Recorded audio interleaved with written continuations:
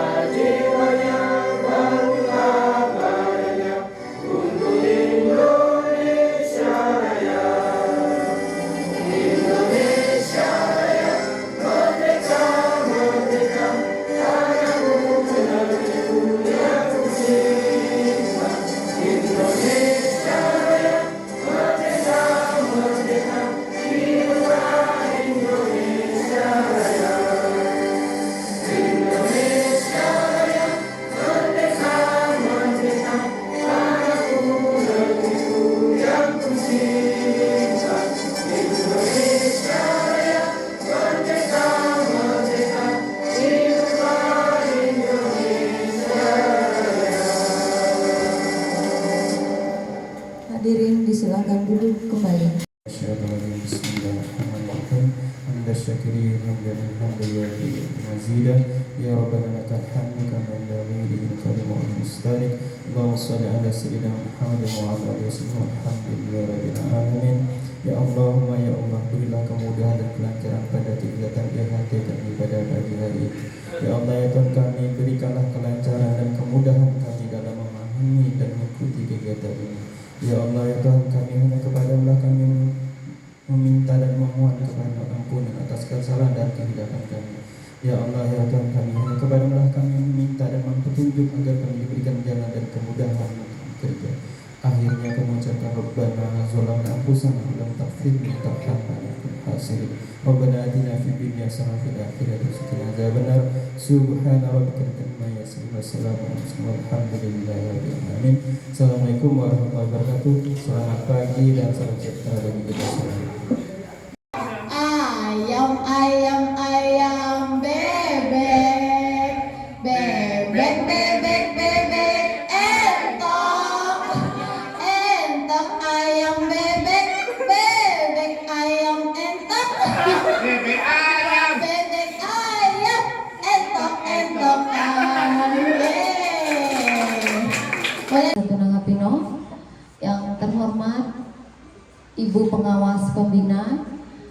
Selamat datang Bapak Ibu Dewan Guru dalam acara diseminasi aksi nyata modul 1.4 budaya positif, menumbuhkan budaya positif di lingkungan kelas, sekolah, dan rekan guru. Akan dipersembahkan oleh Bapak Antonius Tukimin SPD dan Ibu Ria Asti Nugroho sebagai calon guru penggerak Angkatan 9. Kepada Ibu Ria Asti Nugroho SS, saya persilahkan.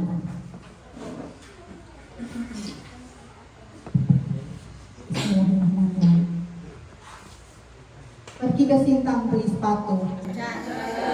Assalamualaikum warahmatullahi wabarakatuh.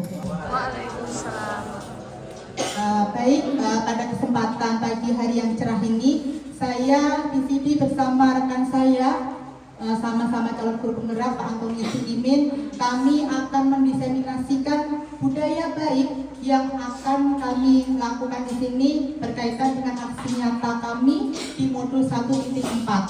Nah, ini kurang lebihnya seperti ini, diseminasi budaya positif di lingkungan sekolah. Satu lagi, pantunya, ada pengrajin menumbuk besi.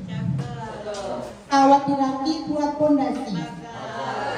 Mohon izin sebelum berpresentasi, perkenankanlah Pak Anton untuk berpuisi. Ya. Kepada Pak Anton, waktu dan tempat saya persilahkan Pak Anton. Baik, terima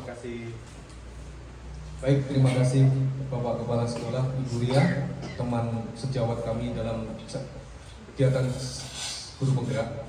Bapak Ibu, puisi yang hendak kami lantunkan ini dan sampaikan ini adalah lahir dari pemikiran Ki Hajar Dewantara. Pernah saya mengatakan bahwa kata merdeka ini lahir dari pemikiran beliau. Maka sekarang adalah kurikulum merdeka. Merdeka ini adalah lahir dari filosofi ya dan pandangan Ki Hajar Dewantara. Jadi kalau ditanya merdeka itu sumbernya dari mana? Ya dari Bapak Pendidikan kita Ki Hajar Dewantara. Oleh karena itu saya mohon izin untuk mengimplementasikan filosofi beliau, akan saya konkretkan dan aksi nyatakan dalam puisi. Mohon izin dan permisi. Judul yang saya ambil adalah Untukmu Negeri, puisi demonstrasi kontekstual.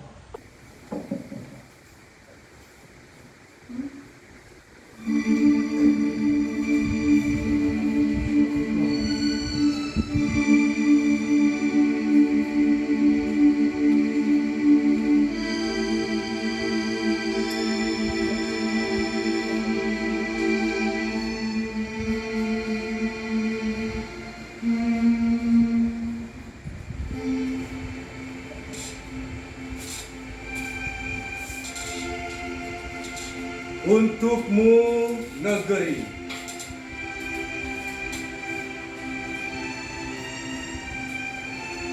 derap zaman terus berubah,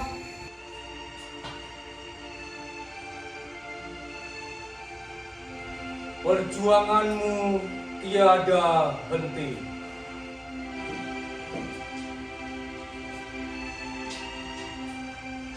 Tiada tegarmu mengusir penjajah, pemikiranmu sumber pencerahan.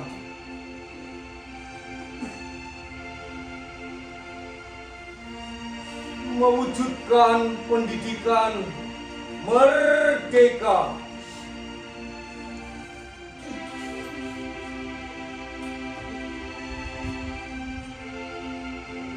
Bagaikan petani menanam biji, mengumpul serak, memupuk tumbuh, melangkah beralur kodrat untuk meraih jiwa merdeka. Teladanmu, motivasimu, doronganmu menyeka beku bersemangat hidup.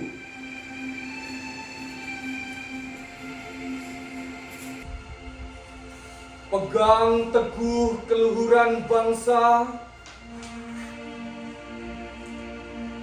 mengibas dunia tanpa makna, junjung budi bangsa jaya. Indonesia maju sejahtera.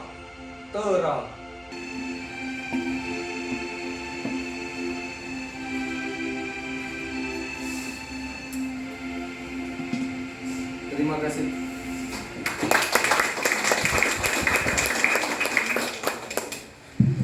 Terima kasih kepada Pak Anton yang sudah menyampaikan puisinya. Mengapa kami senantiasa mengawali kegiatan kami presentasi di pendidikan calon guru penggerak ini dengan pantun, karena kearifan lokal di Kalimantan Barat selalu membukanya dengan pantun. Kemudian mengapa selalu mengawalinya dengan puisi? Kita ingin mencoba membangkitkan kembali motivasi Bapak Ibu guru, terutama puisi-puisi pendidikan, semoga nanti bisa meresap di hati kita, kemudian bisa membangkitkan lagi motivasi kita, mencintai kembali profesi kita sebagai Bapak dan Ibu guru di sini. Kemudian modul 1.4 ini terkait dengan budaya positif di lingkungan sekolah. Semoga apa yang kami presentasikan ini tidak hanya menjadi tugas kami, tetapi bisa juga memberikan motivasi dan merefresh kembali bagaimana kita menciptakan budaya positif yang seharusnya kita ciptakan kembali di sekolah. Terkadang kalau misalnya budaya positif ini kan namanya budaya positif, lingkungan yang positif, disiplin positif, itu memang harus kita senantiasa refresh ya, untuk kita kembali menjadi guru yang benar-benar berpihak pada murid. Nah, kemudian saya akan mempresentasikan, sebelumnya saya di sini tidak mau menggurui karena kita sama-sama mengajar sama, kemudian ini jabatan kita juga sama guru kecuali ibu pengawas ya.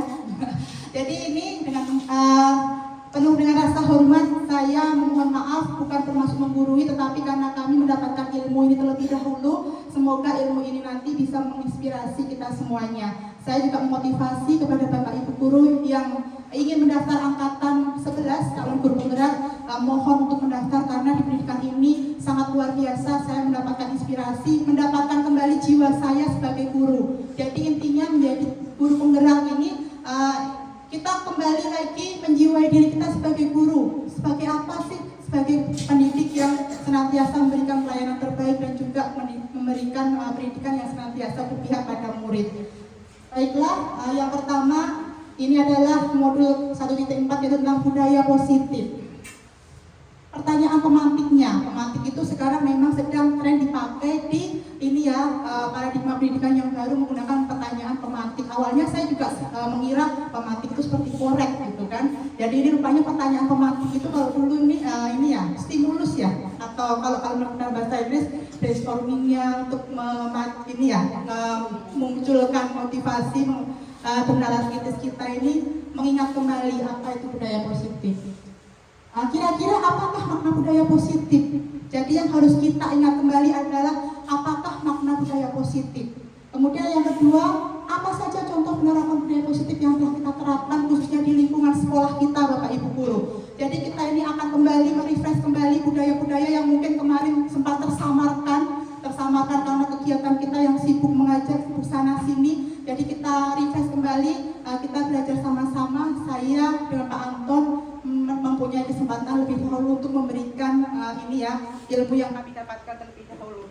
Oke, budaya positif yaitu nilai-nilai atau keyakinan dan kebiasaan-kebiasaan di sekolah yang berpihak pada murid agar dapat berkembang menjadi pribadi yang kritis, penuh hormat dan tanggung jawab. Jadi intinya budaya positif yang ingin kami sampaikan di sini adalah budaya positif yang ada di lingkungan sekolah kita terkait dengan pendidikan yang berpihak pada murid. Bagaimana kita menjadi guru itu jangan menjadi guru yang berpusat pada guru, memberikan pembelajaran yang pasif, tidak berpihak pada murid, tidak melihat potensi dan minat murid masing-masing. Itu adalah inti dari pendidikan berpihak pada murid itu yang benar-benar sedang digaungkan di kurikulum merdeka ini. Memang kita yang kurikulum merdeka masih di kelas 10, tetapi nanti Bapak Ibu guru juga akan merasakan di tahun berikutnya bahwasanya pendidikan kita harus menciptakan budaya positif yang berpihak pada murid, di mana kita harus melihat potensi murid kita sesuai dengan kodrat alam dan zamannya. Minatnya seperti apa, bakatnya seperti apa, bahkan nanti pembelajarannya pun bisa berdiferensiasi, kita bedakan. Jadi kita tidak bisa menyamakan karakter murid kita di situ. Kemudian dari budaya positif ini, anak-anak yang sudah kita kembangkan menjadi anak-anak yang kita didik sesuai dengan potensi kodrat alam dan zamannya, tentunya diharapkan menjadi pribadi yang kritis, penuh hormat dan juga tanggung jawab. Penuh hormat dan tanggung jawab. Itu yang terjadi di sekolah kita memang sedang ini ya, maksudnya kita juga sedang menggalakkan kembali bagaimana kita mengembangkan kemudian memunculkan kembali siswa-siswi yang penuh dengan rasa hormat, santun, tanggung jawab terhadap tugas-tugasnya. Itu adalah yang harus kita lakukan sebagai guru. Kemudian selanjutnya di sini, mengapa budaya positif? Mengapa sih ini pendidikan yang paradigma baru ini, kurikulum merdeka ini memilih kata budaya positif itu mengapa? Yang pertama tentunya mendukung pelajaran menjadi kondusif.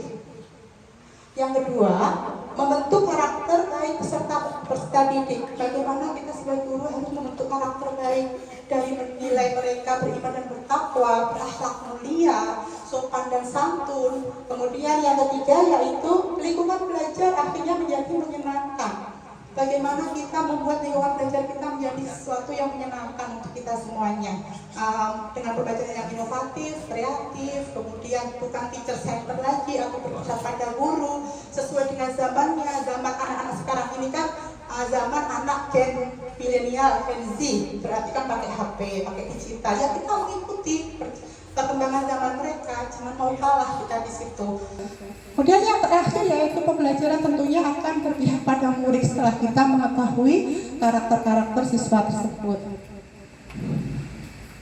Oke, perubahan paradigma menurut Ki Hajar Dewantara, karena kurikulum merdeka ini kita kembalikan lagi ke filosofi Ki Hajar Dewantara. Tugas guru hanya menuntun anak untuk mencapai kebahagiaan menjadi manusia seutuhnya sesuai dengan kodrat alam dan zaman. Kemudian untuk membangun budaya positif itu sendiri, sekolah perlu menyajikan lingkungan yang positif, aman, nyaman, agar siswa merasa merdeka, mandiri, dan bertanggung jawab. Kira-kira sekolah kita sudah aman atau belum? Kemudian kira-kira sekolah kita sudah nyaman atau belum? Nyaman ini kan banyak ya. Nyaman dari hal-hal yang lingkungan yang bersih, itu membuat lingkungan kita, sekolah kita menjadi nyaman. Lingkungan kelas kita ini misalnya dingin pakai AC semuanya bisa nyaman juga karena cuaca panas ya. Saya ini nggak mau tegang juga, udah mulai ini. Kemudian nyaman juga dari apa? Misalnya nyaman dari perilaku sesama siswa. Jangan sampai ada bully di kelas, tidak ada perundungan. Kemudian nyaman juga sebagai guru kita menuntun dengan sabar. Sabar dalam artian mengembalikan mereka ini memahami dan menyadari bahwa tanggung jawab mereka ini adalah belajar di sini. Tidak harus pakai kekerasan, tidak harus pakai bentakan, tidak harus pakai ini intimidasi ke siswa. Intinya seperti itu. Kemudian untuk mewujudkan itu, tentu saja kita harus mengetahui kebutuhan dasar manusia. Kalau yang kita bicarakan di sekolah, berarti kebutuhan dasarnya itu kebutuhan siswa. Ketika kita ingin memberikan satu pendidikan atau bahkan satu hukuman, kalau dulu hukuman nanti kita akan mengetahui selanjutnya antara hukuman konsekuensi nanti ada di bagiannya. Kita harus pertama yaitu mengetahui kebutuhan dasar siswa kita. Jadi semua hal yang kita lakukan harus kita tumbuhkan dari kebutuhan dasar. Yang pertama, bagaimana budaya positif diwujudkan, yaitu menggunakan disiplin positif. Apa yang Bapak Ibu ketahui misalnya disiplin positif itu apa? Saya ingin ini ya biar tidak satu arah. Disiplin positif. Ada yang bisa menyampaikan apa itu disiplin selama ini itu apa sebenarnya? Suratnya ya. Terima kasih. Ini mungkin yang akan saya berikan tentang disiplin positif di kelas saya. Artinya adalah disiplin positif yang saya terapkan adalah kebiasaan yang secara kontinu saya terapkan ketika saya akan masuk ke kelas, di mana ini menurut saya juga membuat nyaman belajar. Yang pertama, sebelum mereka belajar, saya meminta anak setelah berdoa itu, silahkan tundukkan kepala kalian, lihat di sekeliling kalian ada sampahnya enggak? Kalau ada sampahnya, silahkan dipungut dan buang ke tempatnya. Nah, itu menurut saya adalah salah satu dari disiplin positif, karena itu saya lakukan setiap kali mau memulai pembelajaran. Nah, di sini saya ingin mengajarkan kepada anak tanggung jawab bersama, bahwa kelas itu adalah kebersihannya merupakan tanggung jawab bersama-sama, bukan hanya titik beratkan kepada yang pikir. Jadi memiliki tanggung jawab sama-sama untuk menjaga kelas itu bersih, nyaman, sehingga ketika kita belajar itu lebih enak. Mungkin itu dari saya. Terima kasih Bu Ratmi, luar biasa sekali. Makna disiplin positif tadi yaitu mengembalikan kembali motivasi dari dalam siswa untuk memiliki rasa tanggung jawab. Itu memang tugas kita. Kemudian untuk menciptakan budaya positif yang selanjutnya, tentunya kita harus ada membuat keyakinan kelas. Di kurikulum Merdeka, Bapak Ibu guru senantiasa keyakinan kelas itu apa sih? Keyakinan kelas itu apa? Bedanya dengan peraturan itu apa? Nanti akan kita bahas. Sekilas saya hanya menyampaikan ini, nanti ada nonton video biar semuanya juga memahami juga keyakinan kelas itu apa yang sudah kami lakukan di kelas. Keyakinan kelas itu di sini pun saya lihat sudah ada yang mencoba ini tadi sebelah di PS1, cuma nanti kita ini ya. Kita lihat saja benar atau tidak kalimatnya di situ. Jadi keyakinan kelas ini dibuat bukan hanya untuk yang melaksanakan kurikulum Merdeka. Jadi apabila Bapak Ibu guru melakukan itu, sebenarnya kita sudah melakukan itu. Misalnya dalam awal pembelajaran awal semester kita membuat kesepakatan dengan murid-murid kita ya, misalnya dia selama belajar bahasa Indonesia selama 1 tahun bersama Ibu, kita akan menyepakati apa. Sebenarnya sudah melakukan itu, tapi kita tidak sadar kita sudah membuat keyakinan kelas itu. Keyakinan kelas bisa ditumbuhkan dari Bapak Ibu guru bidang studi ataupun dari wali kelas. Kalau wali kelas bisa ditempel. Saya sudah melakukan di kelas 12 IPA 2, sudah saya tempel di situ. Saya buat pakai Canva, kemudian saya tempel di situ, sudah jadi keyakinan kelas kami di kelas 12 IPA 2. Itu adalah bagaimana mengembangkan budaya positif yang kedua. Yang ketiga yaitu posisi kontrol diri. Kita untuk menciptakan budaya positif, tentunya kita sebagai guru juga harus memiliki posisi kontrol kita. Kita tidak mungkin menjalankan budaya positif tanpa memiliki posisi kontrol kita. Apa sih posisi kontrol itu, sebagai apa saja? Nanti akan saya bahas. Kemudian kita mementingkan juga kebutuhan dasar manusia. Siswa-siswa kita ini seperti apa? Kita harus mengetahuinya. Ingin memberi hukuman ke siswa, kita lihat dulu kebutuhan dasarnya seperti apa. Jangan main buta, jangan main ini ya. Saya kan merefleksi, sampai saya belajar seperti itu nangis kami membahasnya di ini ya ruang presentasi, karena saya merefleksi betapa banyak dosa saya sama siswa-siswi. Tapi ini kan teori ini akan kita praktekkan, itu akan menjadi sesuatu yang luar biasa untuk diri kita sebagai guru. Kemudian yang selanjutnya yaitu hukuman, konsekuensi, dan reward. Ada syarat-syaratnya kita memberikan itu. Nanti akan kita bahas sekilas dalam kegiatan diseminasi kita. Kemudian yang selanjutnya yaitu restitusi. Restitusi itu apa? Sekarang di pendidikan calon guru penggerak ini ada restitusi, pemantik, keyakinan kelas. Itu istilah-istilah baru Bapak Ibu yang memang luar biasa baru saya ketahui. Ternyata paradigma pendidikan ini berubahnya sangat luar biasa sekali. Jadi di situ ada istilah restitusi. Oke, pengertian disiplin positif tadi yang disampaikan Bu Ratmi, terima kasih sudah berusaha ini yang memberikan pengertiannya, yaitu pendekatan yang digunakan untuk mendidik dengan melakukan kontrol diri dan pembentukan kepercayaan. Kemudian maksudnya apa? Disiplin ini akan membawa siswa kepada nilai-nilai kebajikan yang sesuai dengan profil pelajar Pancasila. Nilai kebajikan itu nilai kebaikan yang harus kita senantiasa ingatkan. Kemudian di kurikulum Merdeka ini nilai-nilai kebajikan itu kita tampilkan nanti biasanya dalam P5. P5 itu ada penguatan proyek profil pelajar Pancasila. Nilai kebajikannya nanti akan saya tampilkan. Kemudian untuk menerapkan disiplin positif, tentunya pertama, kita boleh mendisiplinkan siswa. Ini secara filosofi Gajah Dewantara ya.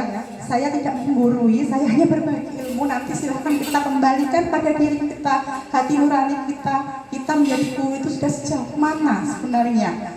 Yang pertama, tanpa kekerasan, tanpa ancaman, tetapi melalui komunikasi. Kita berusaha komunikasi dengan siswa-siswi kita. Di filosofi Gajah Dewantara ini, di kurikulum Merdeka Belajar, memang kita meminimalkan namanya kekerasan. ucapan kasar, ucapan membentak, itu adalah budaya positif. Kalau sekolah kita ingin mencapai disebut dengan budaya positif. Tapi kalau kita belum bisa, berarti sekolah kita masih belum disebut menerapkan budaya positif. Yang selanjutnya, memahami konsekuensi dan tanggung jawab dari perilaku dan diri. Berarti ini siswa harus memahami konsekuensi apa yang harus mereka lakukan ketika mereka misalnya tidak mengerjakan PR, tidak mengerjakan tugas, terlambat, menggunakan sepatu yang bukan hitam. Jadi itu adalah kita memahami konsekuensinya, mengajarkan itu. Kemudian tanpa sokokan, tanpa ancaman, dan tanpa hukuman. Tanpa sokokan itu misalnya besok ini ya, jangan terlambat, nanti ibu belikan permen misalnya. Nah, itu kan kita tidak boleh seperti itu. Jadi seperti itu. Misalnya juga yang nilainya 100 saya beri belikan coklat misalnya. Nah itu juga kita harus memperhatikan itu. Kita tidak bisa seperti itu dikatakan menjadi penerapan disiplin positif. Kemudian yang selanjutnya yaitu skema ini tadi, nilai kebajikan siswa. Kita Bapak Ibu guru sama-sama menumbuhkan saya pun kembali belajar menjadi guru yang ingin kembali menampilkan kebajikan siswa dengan P5 ini. P5 ini ternyata bukan satu kegiatan saja. P5 itu ada maknanya, yaitu nilai kebajikan di dalamnya. Kita menumbuhkan kembali rasa iman dan takwa siswa kita kepada Tuhan Yang Maha Esa, menumbuhkan kembali akhlak mulia, budi luhur mereka, sopan santun, itu masuk semua di situ. Yang kedua, berkebinekaan global. Apalagi SMA 1 ini kan banyak suku, ada agamanya juga macam-macam. Kita juga harus menumbuhkan itu dengan apa? Menciptakan suasana saling menghargai dan menghormati. Kemudian bergotong royong dengan melakukan kebersihan sekolah. Mengapa kemarin kita ada bersih-bersih, begitu Bu Dewi menyampaikan besok kita kerja bakti, oke Bu Dewi saya dukung. Itu kita menumbuhkan kembali rasa gotong royong siswa. Berarti secara tidak langsung kita ini menumbuhkan nilai kebajikan dari siswa-siswi kita semuanya. Kemudian kreatif kegiatan P5 kemarin sudah luar biasa ya. Ini dengan mereka gelar karya, menciptakan satu produk, itu adalah kita berusaha menumbuhkan kembali nilai-nilai kebajikan dari siswa. Yang terakhir yaitu ada penilaian kritis dan mandiri. Penilaian kritis dalam pembelajaran kita memunculkan keaktifan siswa di situ, biar anak-anak bernalar kritis. Jangan lalu kalian misalnya tolong besok kerjakan tugas, nanti cluenya adalah ini, jangan. Jadi ini ya, munculkan kembali nalar siswa kita dengan pertanyaan pemantik boleh. Jadi biar pengenalan kritis siswa-siswi kita biar aktif di situ. Kemudian mandiri harus kita kembangkan dalam diri siswa. Bagaimana misalnya contoh yang paling mudah sekarang, kalau saya mengajar di kelas pun anak-anak banyak yang kurang mandiri, mengerjakan tugas punya yang nyontek enggak? Iya, ini fenomena yang luar biasa ya. Yang biasanya misalnya mengerjakan tugas dapatnya 100, begitu ulangan dicek, benar-benar kita awasi gitu, nilainya 10. Berarti selama ini tidak mandiri, pasti mencontek temannya. Itu contoh yang paling simpel aja sih, bagaimana kita kembali untuk ini memunculkan itu. Kemudian disiplin positif tadi sudah kita lakukan untuk membuat bentuk budaya kelas. Kemudian kita membentuk keyakinan kelas. Keyakinan kelas, apa sih bedanya dengan peraturan sekolah? Hampir mirip sepertinya ya. Yang pertama, ketika kita membentuk keyakinan kelas, yaitu siswa menuliskan keyakinan diri dari nilai-nilai kebajikan universal. Kalau peraturan sekolah, itu siswa-siswi kita tidak membuat kesepakatannya, kan peraturan kita yang buat, Bapak Ibu guru yang membuat. Kalau sekolah kita ingin disebut menciptakan budaya positif di lingkungan kelas, yang membuat semacam peraturan sekolahnya adalah siswa-siswi kita sendiri, menumbuhkan keyakinan dari nilai-nilai kebajikan. Kemudian setelah itu siswa membacakan keyakinan di depan kelas, misalnya hadir tepat waktu. Oh, kelas saya ini kelas matematika, banyak yang menginginkan hasil hadir tepat waktu, pakai sticky notes itu bukan tren juga sebenarnya, tapi rupanya memudahkan jaringan kita untuk ini mengambil jajak pendapat di situ, membuat keyakinan kelas kita sendiri. Kalau peraturan sekolah, peraturan kelas, kesepakatan yang sebelumnya itu berbeda karena kita yang membuat peraturannya. Kita sekarang kembali memberikan kepada siswa untuk membuat apa yang mereka yakini, apa yang membuat nyaman mereka belajar. Itu adalah keyakinan kelas.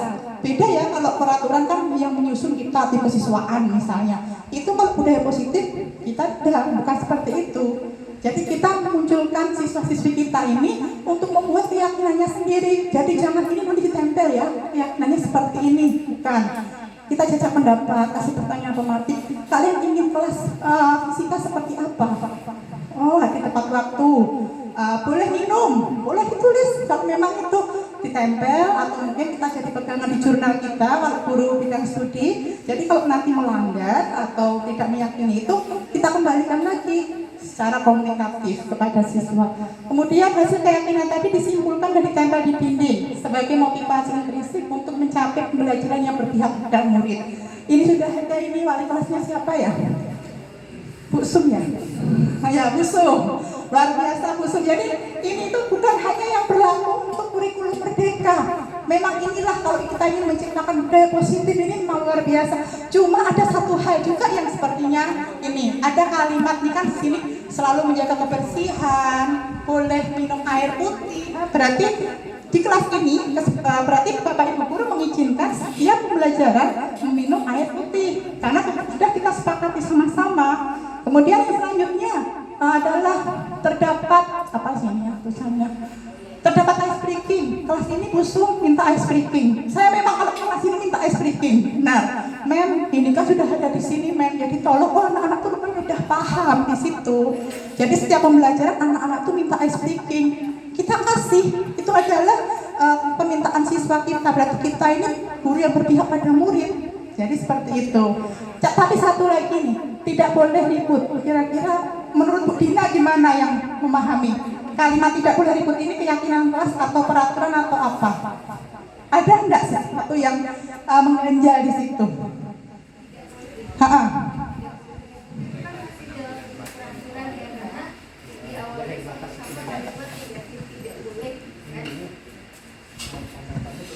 Oke, terima kasih Bapak Ibu. Kalau kalimatnya tadi tidak boleh ribut itu masih dalam bentuk perintah kan, jadi itu masih dalam bentuk peraturan gitu, jadi itu belum nampak keyakinan kelasnya. Nah, kalau tidak boleh ribut mungkin kita bisa carikan satu nilai kebaikan yang mewakili itu Bapak Ibu. Misalnya apa sih kita tidak boleh ribut? Oh berarti kita saling menghargai antara sesama. Nah berarti keyakinan kelasnya adalah saling menghargai, seperti itu. Terima kasih Bu Dina, luar biasa sekali. Saya mengapa saya dengan Bu Dina, saya takut saling konsep dan pemahaman. Bu Dina sudah lulus duluan soalnya. Jadi memang benar, keyakinan kelas ini beda dengan peraturan sekolah. Menciptakan budaya positif, kita bukan meninggalkan, tapi kita lebih berpihak pada murid menggunakan keyakinan kelas. Kata-kata yang dipakai atau kalimat dipakai adalah kalimat positif. Tidak ada lagi kata tidak, jangan. Jadi kita memunculkan kata-kata positif, misalnya membuat kelas nyaman, ya, membuat kelas nyaman untuk belajar, berarti tidak ada keributan. Tidak boleh, ini satu aja yang saya revisi nih, tidak boleh ributnya ini memang nggak bisa. Itu bukan dikatakan keyakinan kelas, menggunakan kalimat-kalimat positif. Kemudian setelah ditempel tadi, caranya ini saya sudah melakukan di kelas saya berpraktik baik, ini kelas 12 IPA 2, saya sebagai wali kelas di situ, makanya saya tempel di kelas 12 IPA 2. Nanti silahkan setelah ini boleh, kalau memang ini menginspirasi Bapak Ibu guru, nanti yang wali kelas, sebagai wali kelas boleh membuat itu. Tapi ingat, kalimat yang dipakai adalah kalimat positif yang menumbuhkan motivasi intrinsik siswa. Tidak boleh pakai tidak, jangan. Jadi menggunakan kalimat-kalimat positif. Ini adalah contohnya, saya sudah membuatnya. Saya pakai sticky note, saya kelompokkan di situ. Ini adalah kesepakatan yang saya tempelkan di situ di kelas. Nanti kalau masuk ke 12 IPA 2 bisa lihat contohnya di situ. Sudah ada saya buat, saya tempelkan di situ. Kemudian ini adalah prosesnya. Jadi ini kalau yang ini 12 IPA 4, saya membuat kesepakatan di jam bahasa Inggris karena saya bukan wali kelasnya. Jadi saya membuat selama pembelajaran bahasa Inggris misalnya boleh minum air putih. Oke, boleh, saya tulis di jurnal saya sendiri. Tidak menggunakan kata tidak. Jadi nanti kalau ini kemarin kan kita sudah menyepakati bersama membuat keyakinan kelas bersama. Sepertinya Bu Susi ini tertarik sekali. Soalnya saya tahu Bu Susi ini luar biasa kalau ngurus siswa. Iya. Oke ya. Kemudian ini selanjutnya contoh kalimatnya. Selalu bersikap positif, senantiasa menjadi diri terbaik, percaya dan menghormati orang lain sebagai barang miliknya, berkomitmen terhadap setiap tugas. Ini contohnya, senantiasa membantu sesama teman di kelas. Jadi kalimat-kalimat positif yang kita tampilkan, bukan lagi peraturan sekolah yang tidak, jangan. Itu kalau kita mau menciptakan budaya positif, kita harus meninggalkan itu. Kemudian yang selanjutnya lagi yaitu kebutuhan dasar manusia. Untuk menumbuhkan motivasi intrinsik, tentunya kita harus memikirkan juga kebutuhan dasar manusia. Kenapa? Karena siswa-siswi kita ini kan karakternya berbeda. Yang pertama apa yang harus kita perhatikan? Kebutuhan bertahan hidup. Contohnya, kalau ada siswa datang terlambat, kemudian tahu-tahu biasanya saya merefleksi, saya juga menangis. Benar, saya mulai dari ini, kami ini menangis ya, karena saya menyadari saya banyak kesalahan dengan siswa. Benar, Dina ya? Iya, ini yang memang melo, modul yang paling melo. Jadi di situ, misalnya siswa datang terlambat, kita nggak boleh misalnya lepas sepatu kamu lari lapangan basket 2 kali. Itu bukan budaya positif. Misalnya saya pernah membentak siswa saya juga seperti itu. Jadi yang harus kita lakukan apa? Kita cek dulu kebutuhan bertahan hidup ini apa. Mungkin malamnya bekerja karena kebutuhan bertahan hidup karena ekonominya kurang. Kita harus mengetahui terlebih dahulu. Kemudian kasih sayang diterima. Anak-anak broken home, kalau kita punya masalah kita tanya dulu, siapa tahu anak-anak itu memang butuh kasih sayang. Yang selanjutnya yaitu penguasaan kebutuhan pengakuan. Ketika kita memarahkan siswa yang tidak bisa menguasai mata pelajaran kita, misalnya, kita harus melihat dia memang tidak menguasai di situ atau gimana. Jangan lalu kita menghakimi nilainya 0, kamu ini misalnya. Saya juga kemarin baru saja berdiskusi dengan Bu Ani juga sebenarnya. Iya, tapi saya merefleksi diri kembali.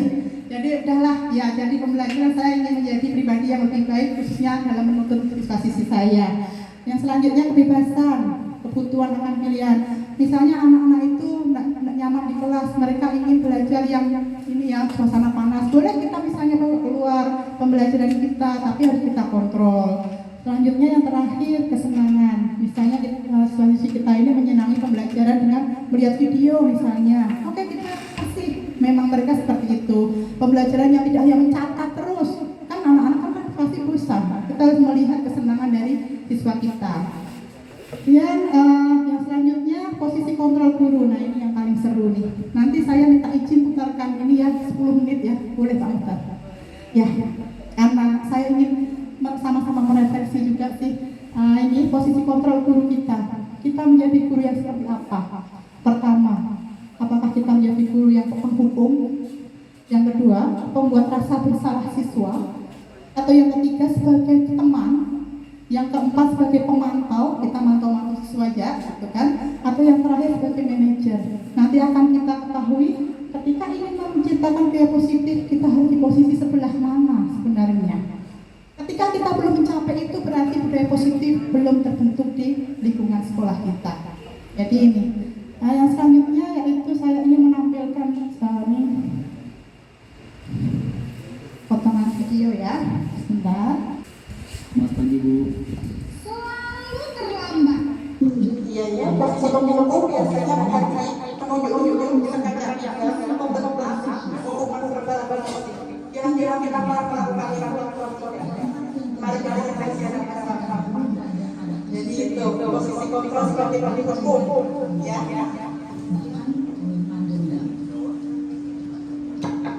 Yang selanjutnya yaitu posisi pembuat rasa bersalah. Kita akan disini contoh.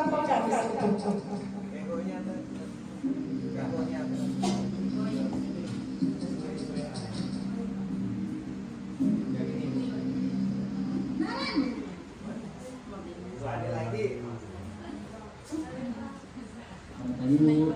Naren, kamu kenapa terlambat lagi nak? Ya Tuhan Naren, kamu senang ya bikin ibu susah ya? Kalau terlambat lagi, nanti ibu yang ditegur sama kepala sekolah. Bisa ada ibu yang bisa membina kamu. Duh, gimana ini? Maaf Bu. Duh Gusti Naren, kamu suka ya kalau ibu ditegur bapak kepala sekolah? Terus absen. Ini kamu sudah sering terlambat loh. Ibu harus apa coba? Maaf Bu, maaf sekali. Ya sudah, lain kali jangan bikin ibu susah lagi ya nak ya. Ibu tidak akan kuat lagi kalau kamu begini terus. Bisa jantungan kalau ibu tegur bapak kepala sekolah. Sana cepat kelas. Maaf ya Bu, maaf sekali.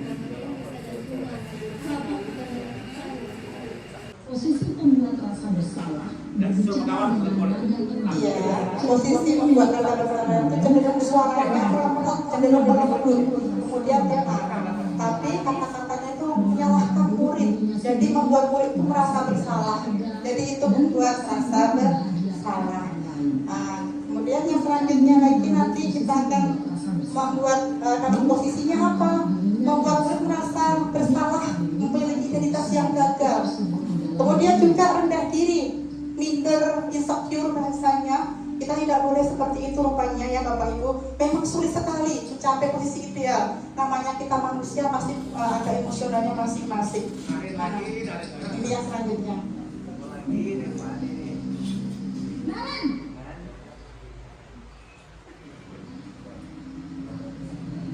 Selamat pagi Bu. Wah, sudah jam berapa ini nak?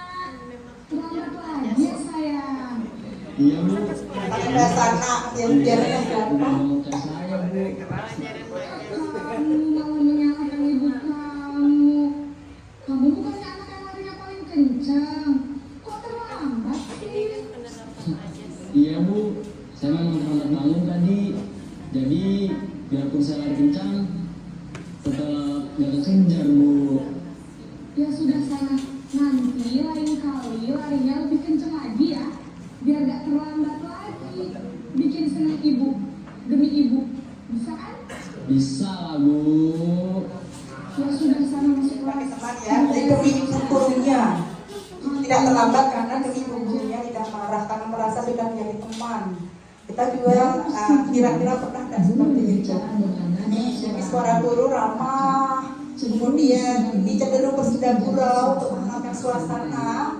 Yang ketiga, beritakan mereka senang, aman dan akrab dengan gurunya. Cuma kita sebagai guru kan tidak boleh juga memposisikan diri kita sebagai selayaknya teman. Nanti kita lalu kehilangan kontrol diri kita. Tidak boleh kita kayak seperti itu. Kemudian dampaknya kita akan bergantung pada satu orang. Kalau pelajaran Mevria pasti saya bilang ada masalah. Karena Mevria berharap dengan saya. Tidak mungkin Mevria ini marah misalnya. Karena Mevria sudah friendly dengan saya. Jadi seperti itu.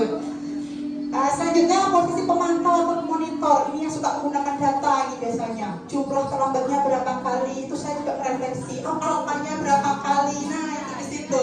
Ya itu posisi selanjutnya.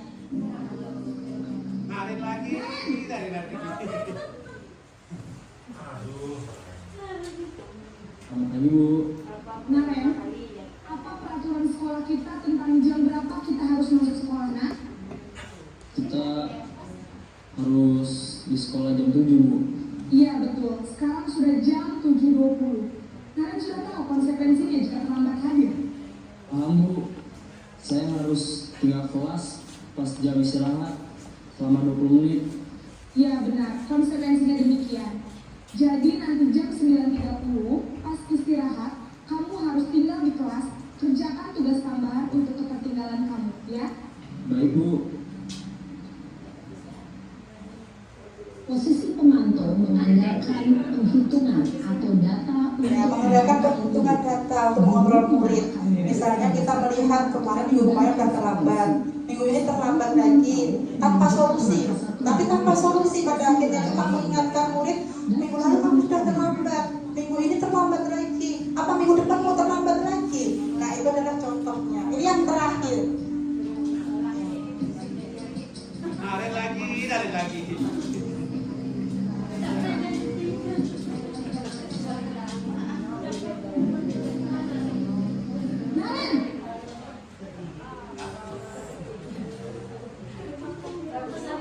Bu. Selamat pagi Naren.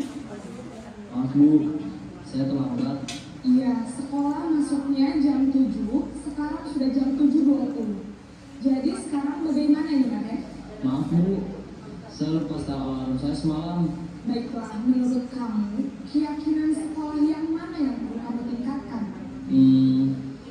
Menghargai diri sendiri dan orang lain mungkin ya Bu. Setuju.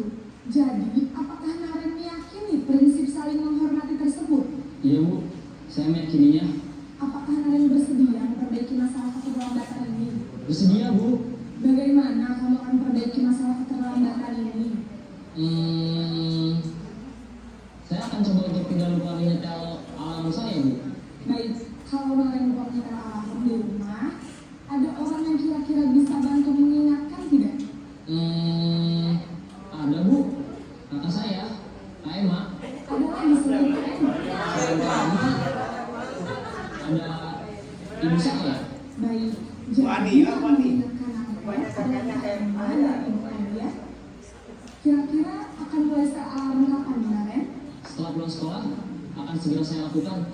Baik, jadi Naren akan setel alarm untuk bangun besok pagi dan akan diingatkan oleh kakak dan ibunda Naren ya.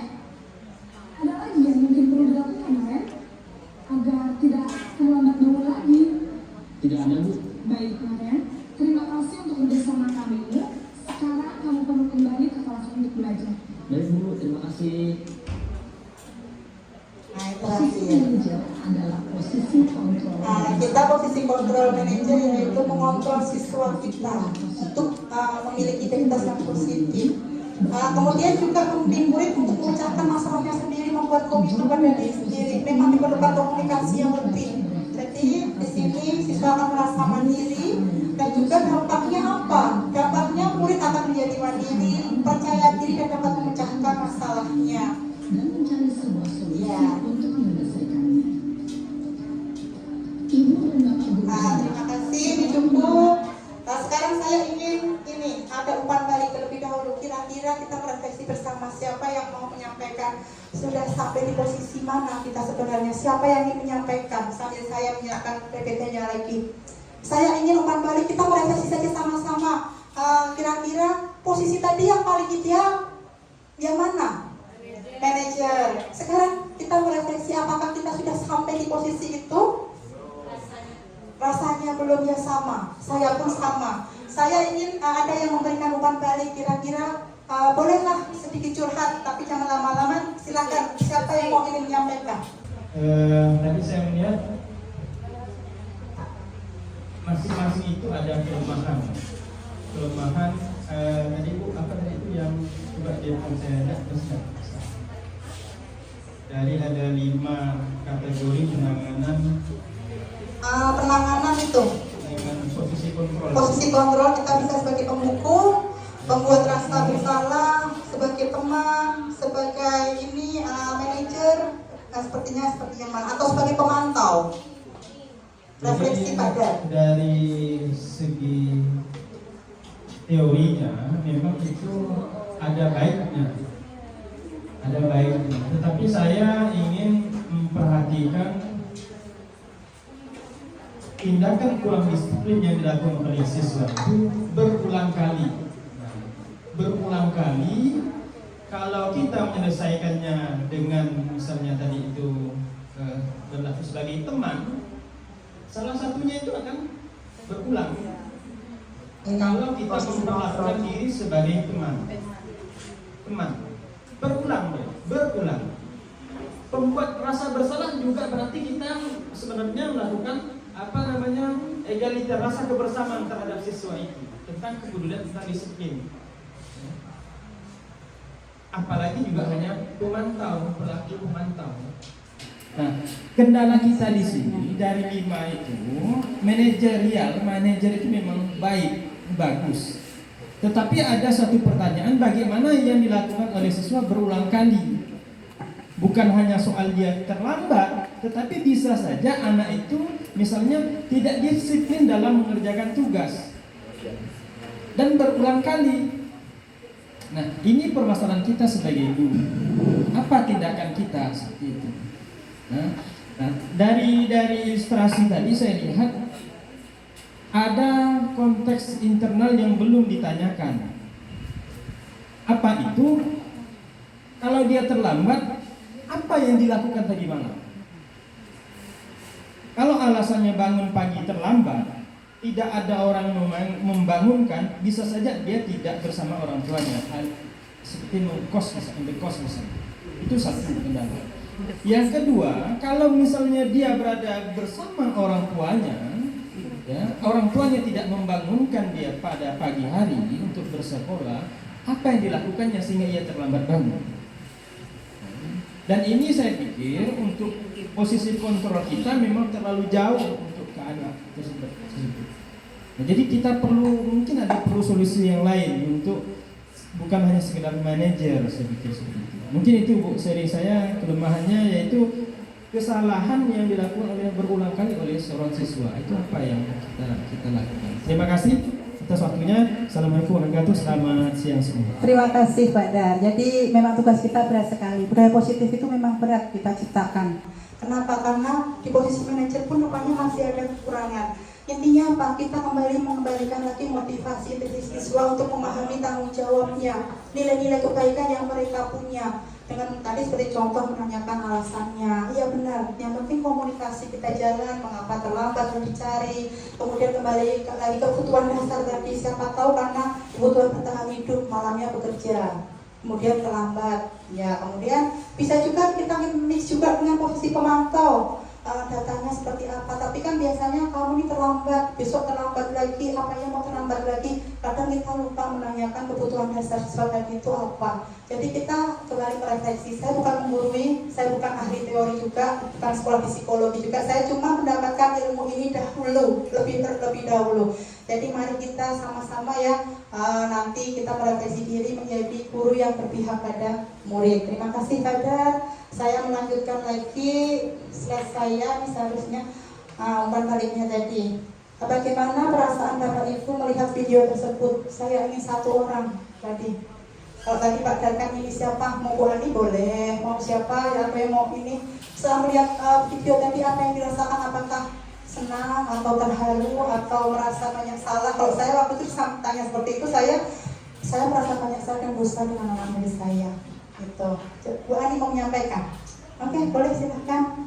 Ya, pertanyaannya bagaimana perasaan Bapak atau Ibu setelah melihat video tersebut? Yang pertama, setelah saya melihat video itu, pertama yang pasti banyak pembelajaran.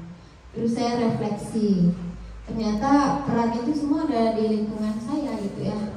Peran itu ada di lingkungan saya. Mungkin peran semua itu saya mainkan, bisa saja begitu. Ya, secara manusiawi memang melihat kesalahan, apalagi jika ini dilakukan berulang kali, jelas kesabaran saya gitu kan, karena fokus kita tadi saja berpihak pada murid. Jelas murid kita kan tidak satu, itu saja gitu ya. Nah, jadi apalagi orangnya sama, itu lagi. Nah, kadang menuntut saya nih, kadang ya mungkin saat ini saya mengalami hal itu. Saya ketemu dengan siswa yang selalu saya udah, kenapa Bang kamu ini, ayo Bang kita ngomong berdua. Ya, saya tanya nih, saya bawa, kenapa Bang kamu nggak mau? Saya nggak mau ngomong sama Ibu. Wah, saya ada rasa penolakan loh ya, penolakan. Kemudian, ayo sebentar, saya bilang, ya mulailah nih, keluarlah taringnya kan sebagai guru. Terus dia bilang, terserah Ibu. Nah, waktu itu saya balik ke ruang guru. Saya minta nih dengan teman-teman gimana, apa yang harus saya lakukan gitu. Saya mau nangis waktu itu. Karena anak ini pertama, saya tadi juga udah curhat sama Ibu Sarah. Pertama dia terlambat 7.20. Saya izinkan. Itu tadi peran saya sebagai teman kali ya. Besok dia ulang lagi nih. 7.40. Saya bilang, silakan kamu ke ruang guru piket, minta surat. Bawalah dia. Pertemuan berikutnya jam 8. Ya, ini dah mulai lagi gitu kan, mengalami pergulatan batin gitu. Saya mau marah. Kalau saya ini tipe orang yang kalau udah marah lalu bad mood, kasihan yang 30 lainnya ini mau belajar gitu loh. Hanya karena satu mengganggu. Nah, saya tadi melihat ini ada sih terbersit. Wah, ini kan teori gitu ya. Kita ngalamin. Apalagi kalau suasana hati, ya namanya juga manusia ya. Tapi dengan paparan dari Ibu Ria, semoga bisa menjadi rem buat kita, menjadi kontrol bahwa peran kita ini ya, tanyakan kebutuhan anak ini apa. Nah, kemarin sudah sampai tahap pemanggilan orang tua. Bahkan saya dengar dari walinya, anak ini di rumah perilakunya baik. Mungkin kebutuhannya di sekolah, dia pengen diperhatikan di sekolah. Di rumah katanya baik, anak ini sopan, lewat orang tua begini. Nah, waktu saya ngomong, Bang, yuk kita kan, enggak.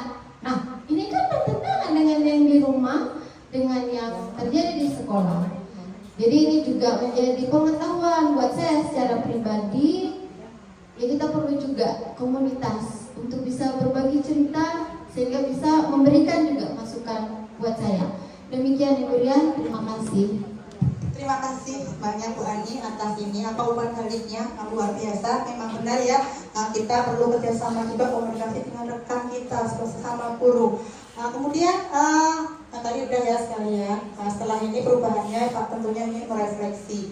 Memang benar sekali. Jadi kesimpulannya apa? Memang kita tidak bisa menumbuhkan motivasi intrinsik dari diri siswa kita ini kalau kita berperan sendiri. Itulah mengapa diseminasi kita hari ini judulnya budaya positif di lingkungan sekolah. Kita harus sama-sama. Nggak bisa kita menertibkan siswa sendiri, memunculkan motivasi diri sendiri. Kita harus kerjasama dengan rekan guru, dengan para waka kesiswaan dalam membuat aturannya. Kita harus sama-sama. Karena kalau sendiri ya babak belur seperti tadi, benar. Karena kebutuhan siswa ini banyak, siswanya tidak cuma satu.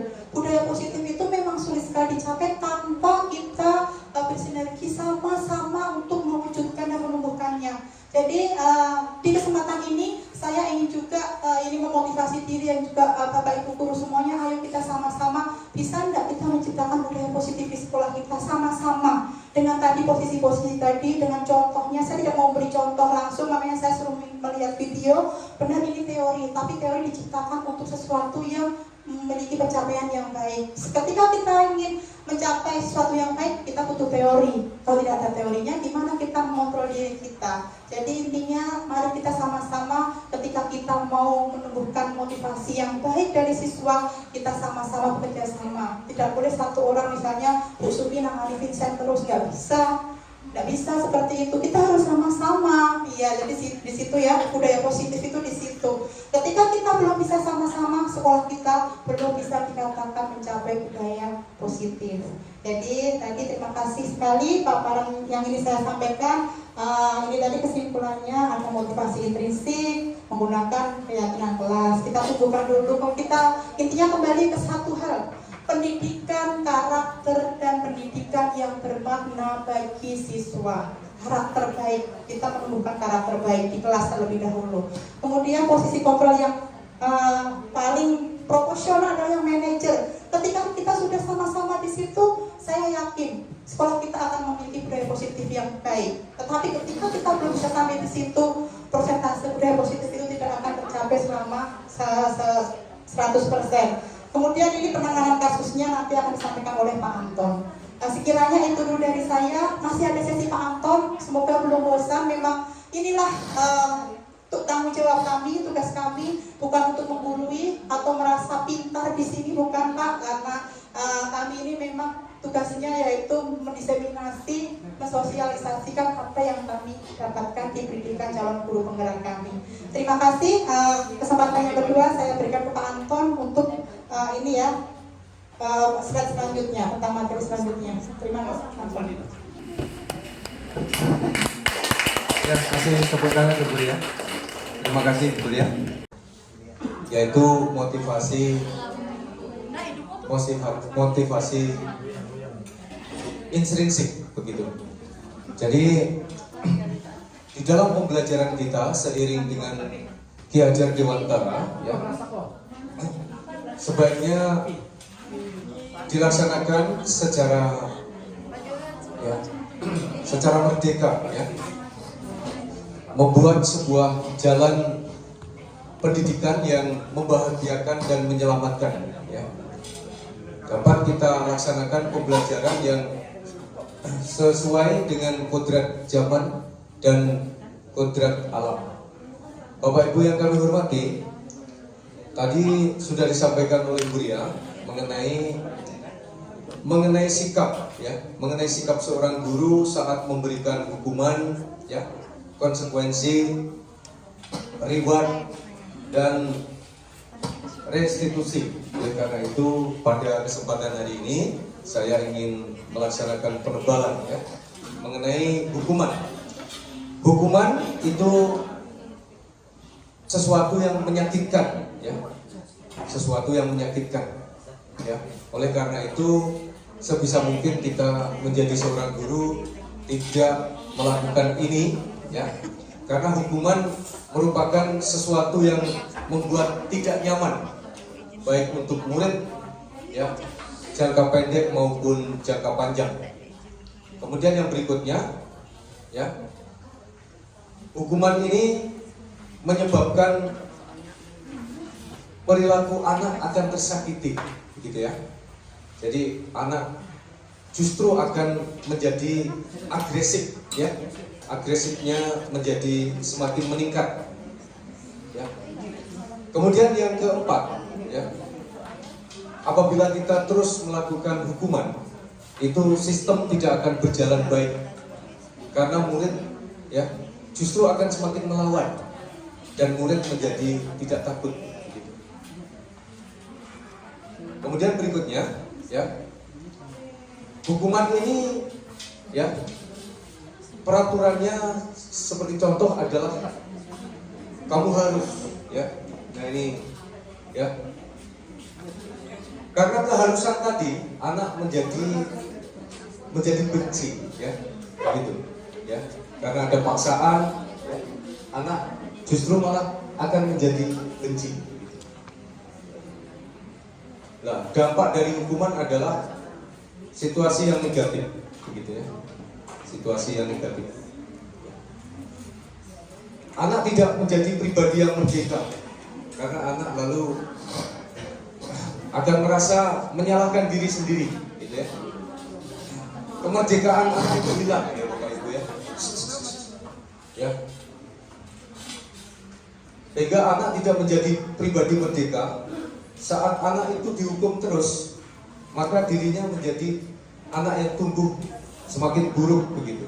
Tidak akan menjadi pribadi dewasa. Ya. Oke. Saya ingin Bapak Ibu bisa melihat, ya, antara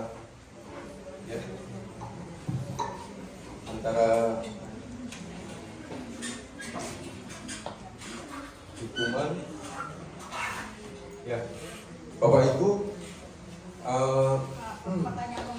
pertanyaan pemantiknya, ya, setelah Ibu Bapak tadi melihat video ada yang hukuman, konsekuensi, reward dan restitusi, ya. Sekarang yang pertama, misalnya tindakan guru, ya, itu hukuman apa konsekuensi? Misalnya siswa mencatat 100 kali di dalam buku kalimat, saya tidak akan terlambat lagi karena terlambat ke sekolah. Ya, Pak, ya, Pak Kristo, hukuman. Oke, kita tampung dulu, nanti benar apa tidak Bapak Ibu. Ya, yang pertama hukuman. Deal?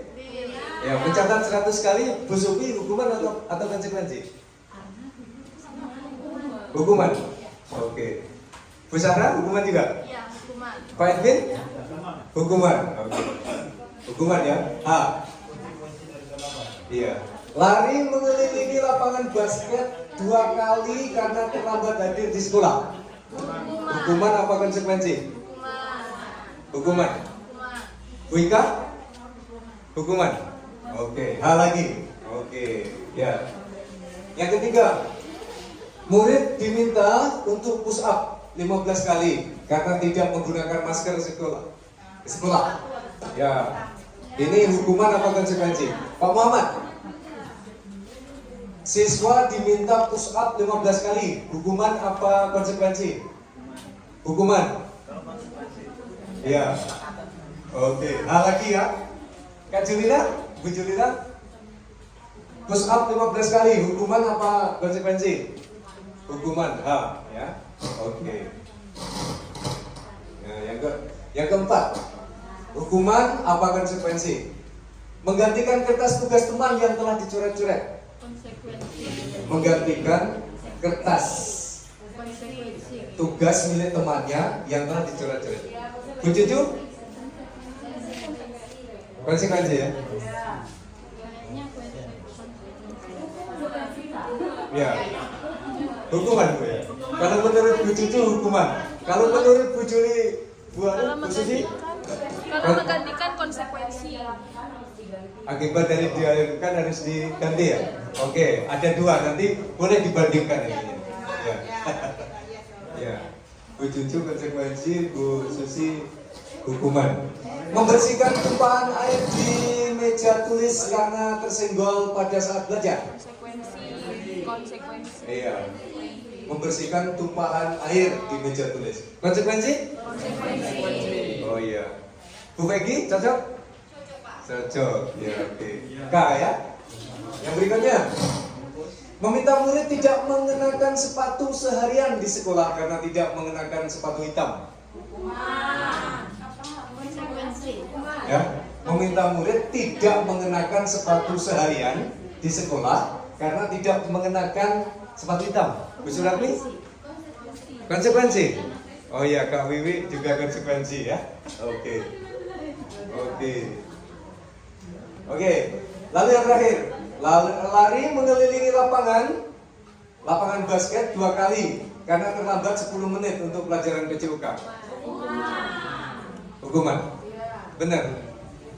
Kalimatnya ingat loh. Lari mengelilingi lapangan basket 2 kali karena terlambat 10 menit untuk pelajaran PJOK. Hukuman apa konsekuensi Kak Meli? Bu Meli?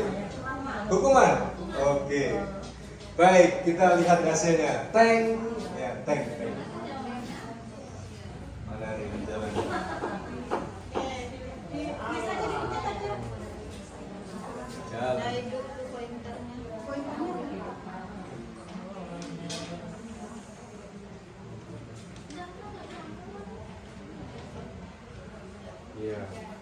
Ya. Mencatat 100 kali di dalam buku, ya. Hukuman. Ya. Lari mengelilingi lapangan basket 2 kali. Jelas hukuman. Murid diminta push up. Ya. Hukuman. Menggantikan kertas tugas teman yang telah dicoret-coret. Konsekuensi, betul ya? Konsekuensi. Membersihkan tumpahan air di meja tulis. Konsekuensi. Yang terakhir, murid disuruh untuk mengenakan sepatu seharian di sekolah karena tidak mengenakan sepatu hitam. Hukuman. Ya.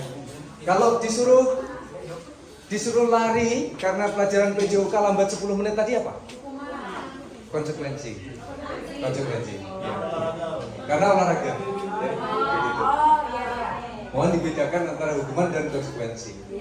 Namun Bapak Ibu kami menebalkan di sini supaya ketika Bapak Ibu memberikan hukuman, ya jangan sampai dengan hukuman fisik, ya yang kelewat, ya. Soalnya si anak itu memiliki ketahanan fisik yang berbeda-beda, ya. Mungkin betul Bapak Ibu menyuruh lari, tapi sebenarnya dia terlambat itu mungkin karena demam.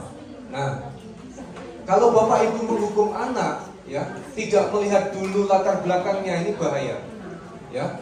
Maka kalau memberikan hukuman dilihat dulu, ya alasannya apa. Begitu.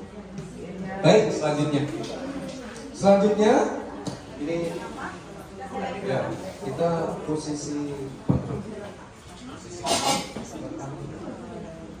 slide baru. Kita masuk ke restitusi ya Bapak Ibu, ya restitusi teorinya.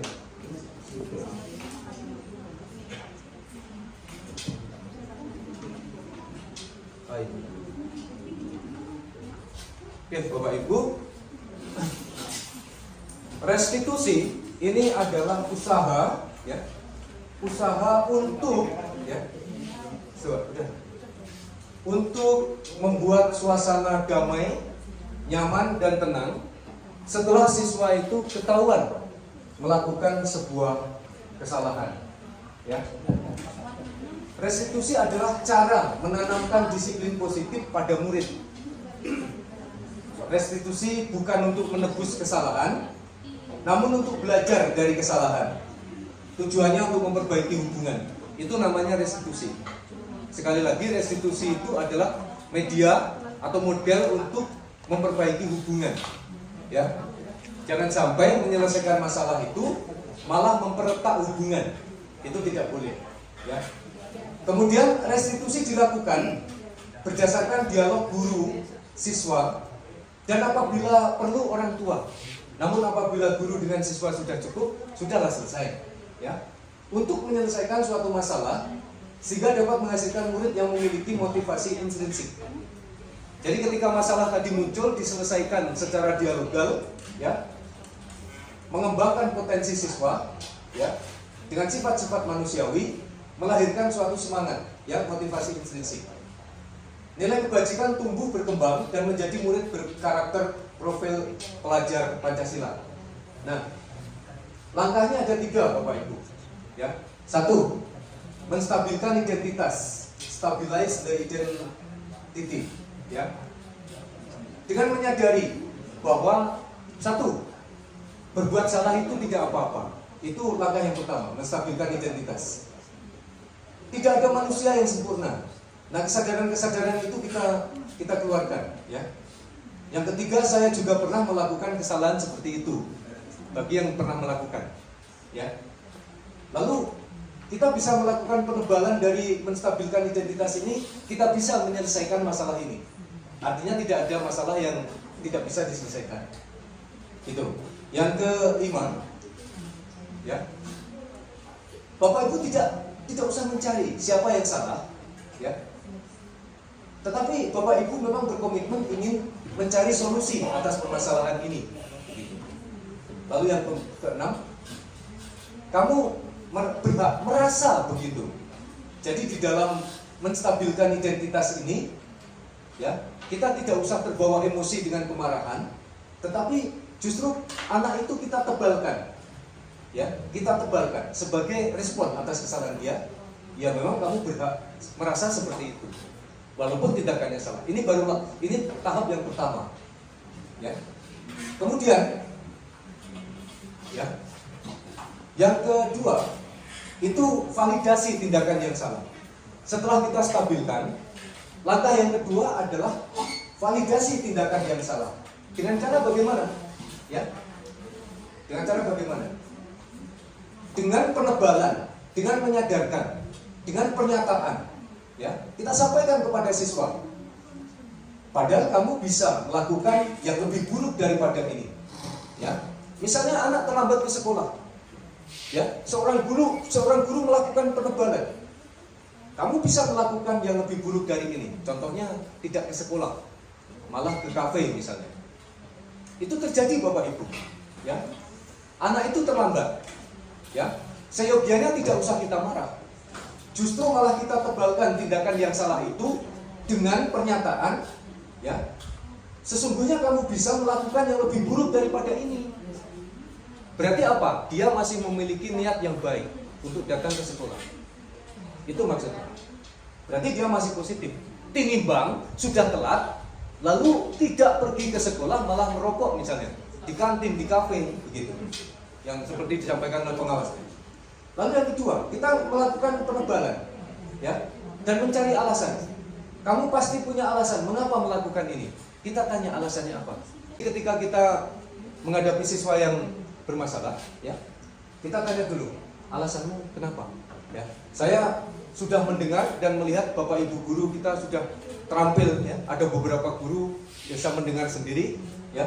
Kalau ada siswa yang bermasalah selalu ditanyakan mula-mula itu alasanmu apa melakukan tindakan itu, dan saya mendengar langsung. Ya.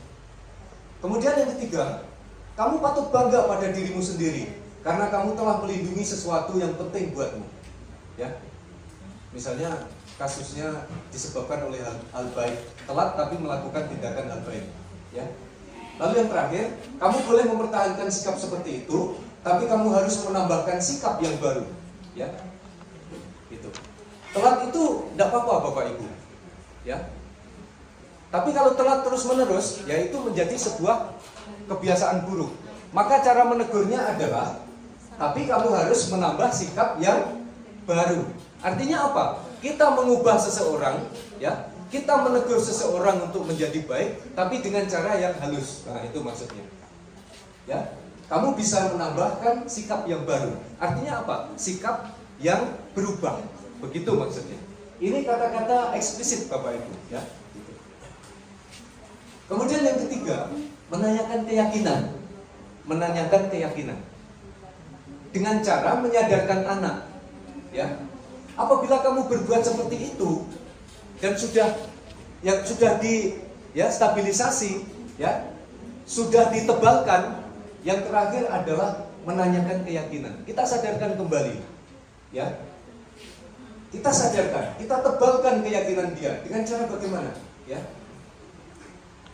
Ya, dengan mempertanyakan, ya, apa yang kita percaya sebagai kelas atau keluarga. Ini ada keyakinan kelas tadi sudah dibuat. Kita ingatkan juga apa nilai-nilai umum yang telah kita sepakati. Sekolah memiliki aturan, sekolah memiliki peraturan, sekolah memiliki tata tertib. Ya, biasanya di SMA 1 ini, ya, tata tertibnya disampaikan saat tahun ajaran baru. Nah, kita ingatkan kembali nilai-nilai umum yang telah disepakati itu apa. Kemudian yang ketiga, apa bayangan kita tentang kelas yang ideal? Justru anak itu kita tanya kembali. Misalnya seorang guru merasa jengkel karena satu orang siswa, ya, seorang siswa yang membuat jengkel, ya, dan membuat rugi yang lain. Maka satu anak tersebut kita tanya, ya, coba bayangkan, ya, tentang kelas yang ideal itu menurut kamu bagaimana? Kita tanya balik. Kita stimulasi mereka. Dan yang terakhir adalah kamu mau jadi orang seperti apa? Kita kembalikan pada posisi dasar. Setelah anak melakukan tindakan yang ini itu, ya, kita kembalikan lagi ke posisi dasar. Anak itu mau jadi seperti apa? Saya memiliki sebuah kasus. Ada anak dulu kelas 11, ya, sekarang sudah menjadi polisi. Anak itu nakal sekali, ya. Di kelas 11 saya tanya waktu saya ngejar ekonomi, ya, saya tanya. Karena dia kedapatan merokok dan saya menangkap sendiri, saya bawa ke kelas. Kamu, ya, saya tegur. Sebenarnya orang seperti kamu itu mau jadi apa sih cita-citamu? Saya mau jadi polisi, Pak. Saya tertawa mendengar dia mau jadi polisi. Lalu saya bilang, oke, tidak apa-apa. Masih ada waktu 2 tahun untuk kamu memperbaiki diri, mempersiapkan menjadi seorang polisi. Olahraga yang teratur, makan minum yang sehat, dan yang terakhir jangan merokok. Sering-sering minum susu supaya paru-parumu bisa putih kembali. Dan anak tersebut dalam 2 tahun sepertinya mengikuti apa yang menjadi nasihat saya. Dan setelah lulus dari SMA kita ini, Bapak Ibu, dia benar-benar menjadi seorang polisi dan sekarang menjadi intel di Nangapino ini. Ya, saya tanya, kamu menjadi orang mau seperti apa sih? Kok kamu tingkahmu seperti itu? Kok kamu membuat saya jengkel? Ya. Ternyata saya sudah melakukan keyakinan bahwa tindakan dia itu keliru dan dia perlu kembali pada keyakinan yang utama, yaitu mengembalikan, ya, cita-cita dia. Nah, itulah keluhuran kita menjadi guru, Bapak Ibu. Ya, itu adalah segitiga diskusi. Baiklah, saya mau menampilkan video 1. Ya, video 1. Bisa enggak, Pak? Ini enggak bisa. Oh.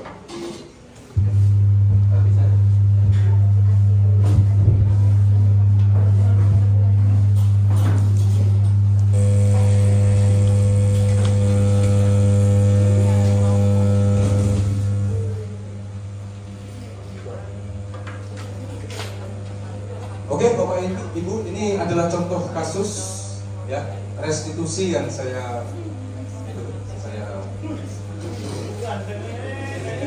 iya. Banten.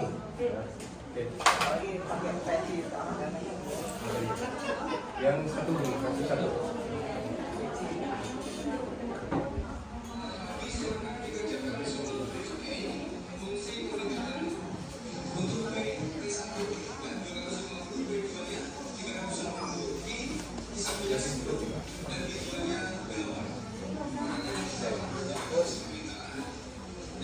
Ini kasus Bapak Ibu, saya kemarin ada hasil nyata untuk membuat kasus. Diulang saja. Ini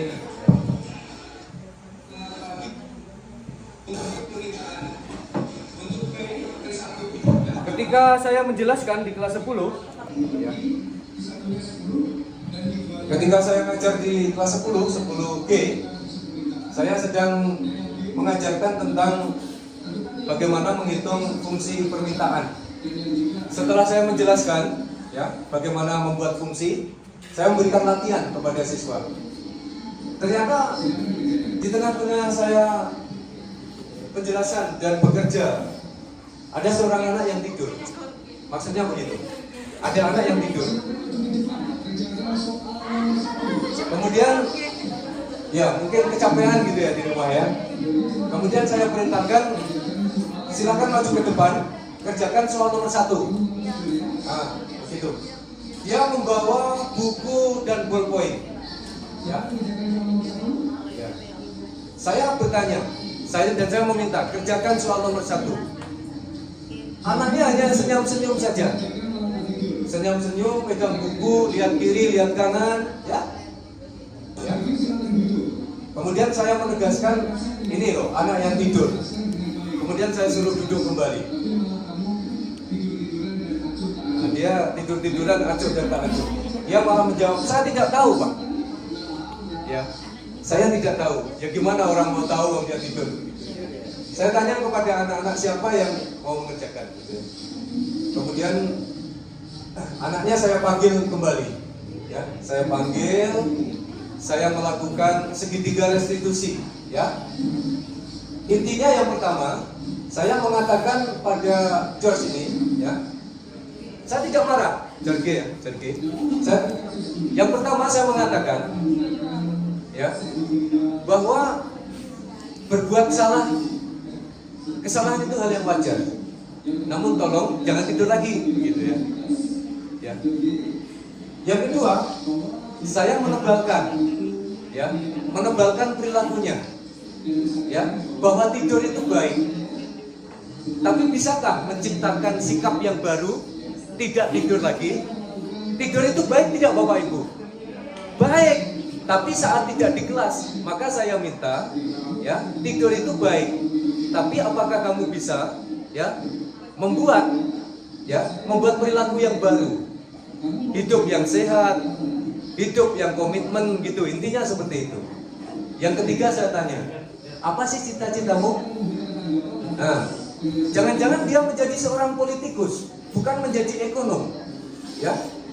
Jadi saya memiliki sebuah open minded. Jadi saya tidak pernah ingin melakukan pemaksaan kepada anak. Dia mungkin tidur dalam pelajaran ekonomi, mungkin dia mau ahli hukum, ingin jadi seorang politik, gitu kan? Karena tidak tertarik dengan ilmu ekonomi. Nah seperti itu Bapak Ibu.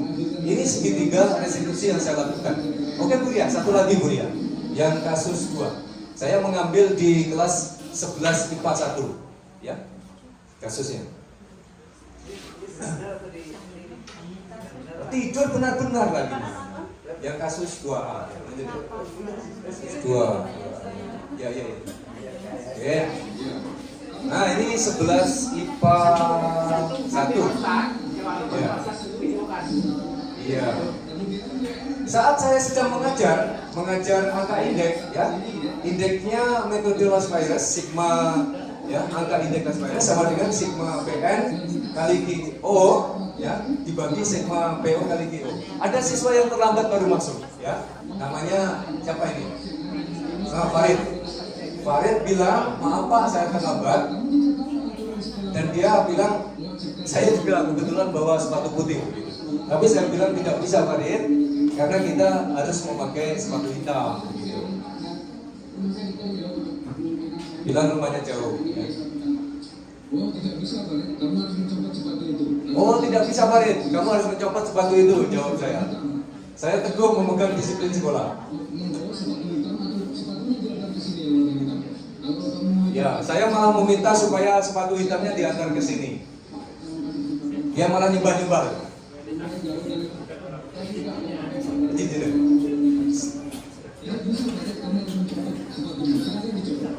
Iya, oke. Nah, Farid membuka sepatunya, ya. Kemudian dia menuntun. Ya. Gimana perasaan anak seorang SMA diperlakukan seperti ini, Bapak Ibu? Ya, kurang baik. Maka saya melakukan segitiga restitusi. Ya. Segitiga restitusi yang saya lakukan pertama adalah menstabilkan suasana. Ya. Saya menyampaikan ke anak-anak yang pertama bahwa melakukan tindakan itu adalah hal yang biasa, hal yang wajar, ya, hal yang manusiawi. Ya. Yang kedua, saya penebalan, ya, dengan cara bagaimana, ya, mempertanyakan, ya, apa aturan sekolah kita, ya, aturan sekolah kita bunyinya bagaimana? Lalu Farid mengatakan harus bersepatu hitam, ya. Saya ingin Farid membaca peraturan sekolah itu dengan baik dan dia selanjutnya memakai sepatu hitam, ya. Atau paling tidak kalau misalnya terlambat seperti ini gimana? Dia itu menyelonong pasti, tidak melalui guru piket, langsung masuk entah lewat mana begitu, ya. Dia harus izin sama guru piket. Yang keempat atau yang ketiga, maaf, saya melakukan ya klarifikasi, ya, pertanyaan. Mau jadi seperti apa nanti Farid, ya? Ya. Karena ada profesi-profesi Bapak Ibu yang tidak memaksakan tentang bersepatu, ya. Tidak perlu, ya. Oke, ya. Pemulung kan tidak perlu bersepatu yang hitam atau putih. Yang penting sepatu yang kuat. Pemulung itu profesi ya Bapak Ibu. Sekarang menjadi profesi. Kemudian yang terakhir Bapak Ibu, ya. Yang terakhir, oh ya, ini tanggapan Farid. Ya. Setelah saya menyelesaikan kasus itu. Saya menyadari bahwa manusia tidak ada yang sempurna dan arahan dari Bapak Guru mengajarkan saya untuk menjadi pribadi yang lebih baik di masa yang akan datang. Farid tidak tersinggung, ya. Jadi restitusi yang kita inginkan di sini adalah menghantarkan anak, membimbing anak, menuntun anak supaya anak itu tumbuh menjadi pribadi yang gembira, bahagia dan selamat. Ya, Bapak Ibu, seperti itu. Mengapa restitusi ini penting, Bapak Ibu? Ya, seperti tadi disampaikan oleh Bu Ria, saya katakan, saya pertebal sekali lagi di sini. Perilaku anak yang menyimpang itu disebabkan karena kebutuhan yang ada dia inginkan tidak terpenuhi. Sekali lagi, ya, mengapa anak perilakunya menyimpang? Itu karena 5 kebutuhannya tidak terpenuhi. Kebutuhan apa saja Bapak Ibu? Yang pertama, kebutuhan dasar, ya, kebutuhan dasar. Yang kedua, kasih sayang. Yang ketiga, kebebasan. Yang keempat, ya, kenyamanan. Dan yang kelima adalah keakuan. Ya, pengakuan atas keakuan. Ya.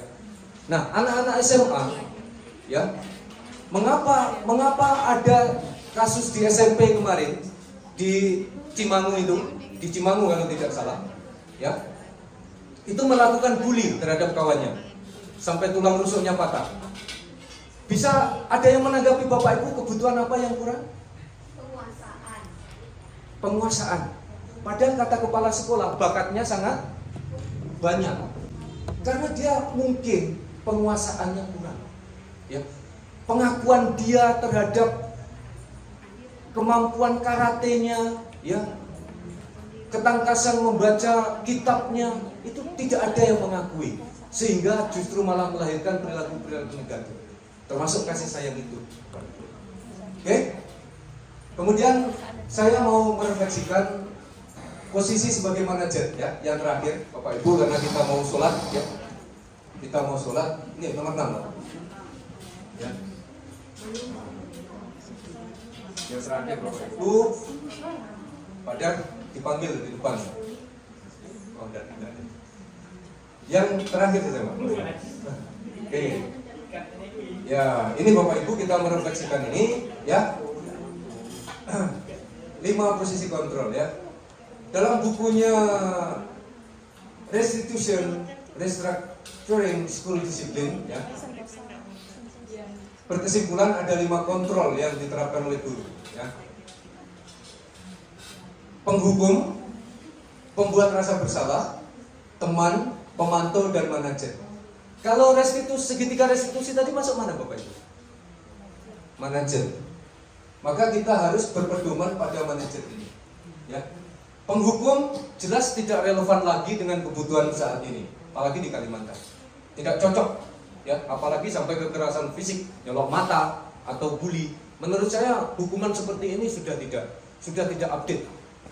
Karena di Kalimantan ini memegang teguh ya kultur budaya kearifan lokal yang baik Bapak Ibu. Untung ada adat budaya Bapak Ibu di sini. Adat ya, baik suku kearifan lokal yang nanti P5 minggu depan akan kita kembangkan. Coba Bapak Ibu perhatikan di Kalimantan, apakah ada bully yang seperti Cimangu, nyolok mata seperti di Bengkulu, ya? Siswa terlambat ditegur malah nojok mata guru olahraga itu Bapak Ibu, sampai buta, ya? Mengapa di Kalimantan tidak seperti ini? Karena kita punya kearifan lokal, adat budayanya jalan, ya? Ini sebuah potensi Bapak Ibu, ini sebuah aset. Ya, maka harus kita sempurnakan dengan segitiga restitusi tadi ya Bapak Ibu. Ya. Yang terakhir Bapak Ibu, dalam posisi sebagai manajer, ya, guru berbuat sesuatu bersama dengan murid, mempersilahkan murid, mempertanggungjawabkan perilakunya, mendukung murid agar tidak menemukan solusi, agar murid dapat menemukan solusi dan permasalahannya sendiri. Kita tuntun ya Bapak Ibu. Dan selanjutnya, seorang manajer telah memiliki keterampilan di posisi teman maupun pemantau. Ya, jadi ketika Bapak Ibu berbuat sebagai manajer, Bapak Ibu sudah sekaligus berbuat sebagai teman bagi siswa. Ya, pemantau bagi siswa. Ya, seperti itu. Otomatis. Ya. Ya. Lalu anak kita ingatkan untuk menjadi manusia merdeka, mandiri, dan bertanggung jawab. Ya. Oke. Itu Bapak Ibu ya. Saya mohon maaf dalam penyampaian ini mungkin ada hal-hal yang keliru dan kurang menyenangkan dari tutur kata dan bahasa kami. Saya akhiri, selamat pagi atau selamat siang. Salam sejahtera untuk kita semua. Adil kata Lino, baju Ramin Kasan Sadoga, Basengat Intak Jubata. Harus. Terima kasih makanannya Pak Anton. Demikian tadi diseminasi dari kami, dari saya, kemudian dari Pak Anton. Semoga apa yang kami sampaikan ini bukan hanya menjadi teori saja. Memang semuanya berawal dari teori, betul Bapak Ibu. Tetapi kita ini belajar dari teori itu untuk bisa menciptakannya menjadi aksi nyata kita. Ya. Untuk membuat budaya sekolah kita menjadi budaya yang positif. Gimana Bapak Ibu? Kalau saya bertanya, siapa kita? Semansa jiwaku, semansa ragaku, semansa jiwa ragaku. Bapak Ibu, kita berdiri dulu ya. Siap ya? Kita kembali. Mari kembali. Tadi kita menjadi guru untuk menciptakan budaya positif di sekolah kita. Kalau saya tanya, siapa kita? Semansa. Ya. Lalu kita ini. Pak, boleh dari sini Pak, ngambilnya biar guru-guru kelihatan. Ya. Dari sini, ini sebagai bukti bahwasanya kita sepakat akan belajar menciptakan budaya positif di sekolah kita yang ada di Satu Nangapino. Semoga dari apa yang kami paparkan hari ini menjadi motivasi kita bersama ya Bapak Ibu ya. Oke. Siapa kita? Siapa kita? Siapa kita? Semansa. Semansa. Semansa. Yes. Oke. Semoga apa yang kita sampaikan hari ini tidak membuat hati Bapak Ibu guru menjadi tersinggung atau merasa kami ini menggurui Bapak Ibu guru. Tidak ada. Kami di sini punya mendapatkan kesempatan untuk belajar lebih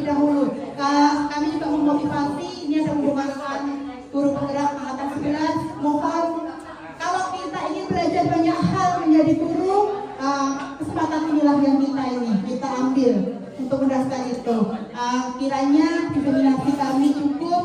Ada panggung penutupnya Bapak Ibu Guru. Buah durian mulai terjatuh. Saya ulang aja ya. Buah durian mulai terjatuh. Saya tutup diseminasi kali ini dengan wassalamualaikum warahmatullahi wabarakatuh.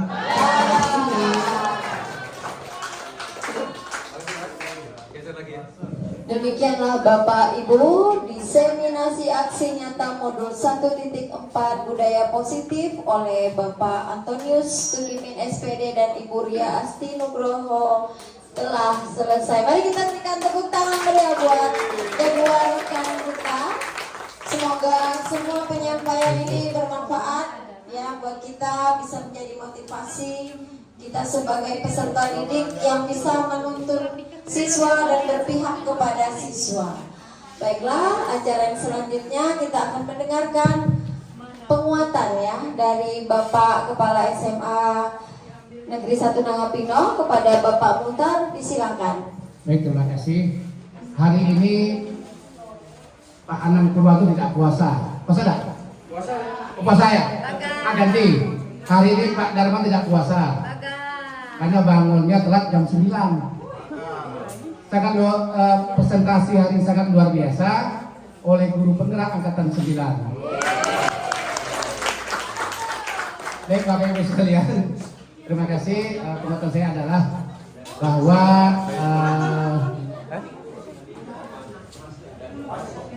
bahwa kegiatan diseminasi ini wajib dilakukan oleh calon guru penggerak, wajib.